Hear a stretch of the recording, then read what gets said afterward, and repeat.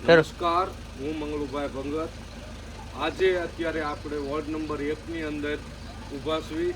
હમણાં ગઈ 28મીએ ચૂંટણી પૂરી થઈ અને ભાજપના નગરપાલિકાના પ્રમુખ આ વોર્ડની અંદર એટલે વોર્ડ 1ની અંદર આખા નગરજનોને એમ કીધું છે નગરપાલિકાના પ્રમુખે કે અમને કોઈ પણ કામ હોય ત્યારે મને પોતાને પર્સનલ યાદ કરજો, હું તમારી સાથે રહી અને તમારું કામ કરાવીશ.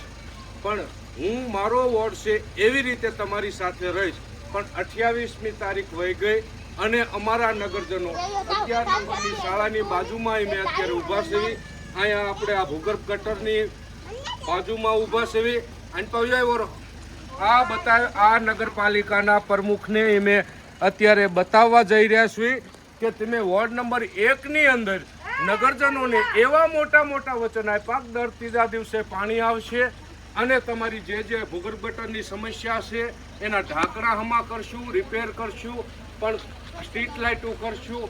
અમારી સ્ટ્રીટ લાઇટો અત્યારે ધોળા દિવસે ચાલુ હોય છે અને રાત્રે બંધ થઈ જાય છે.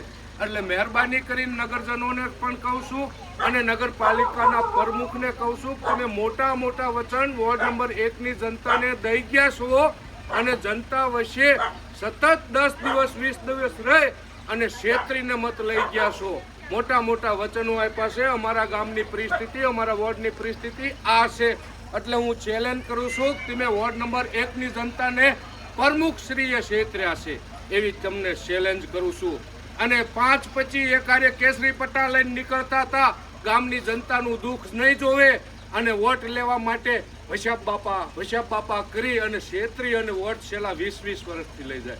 મારે નગરજનોને પણ કહેવું છે કે આવા તકવાદીઓને તમે ઓળખી જાયજો. આવતી ચૂંટણીની અંદર આવી જ રીતે ખોટી રીતે ગામની જનતાને ઉલ્લુ બનાવીને વોટ માંગવાવાળાને એક વખત વિચારજો. આપણે અત્યારે વોર્ડ નંબર 1ની અંદર શાળા નંબર 11ની અંદર ઊભા છીએ, 11ની બાજુમાં ઊભા છીએ અને પરિસ્થિતિ આપણી આ છે.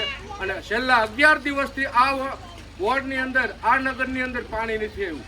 તો મહેરબાની કરી અને આવતા દિવસોમાં તમે પબ્લિક વચ્ચે આવો અને વિચારો અને સારા કામ કરો એવી અમે તમને વિનંતી કરવી છીએ. જય હિન્દ, જય ભારત.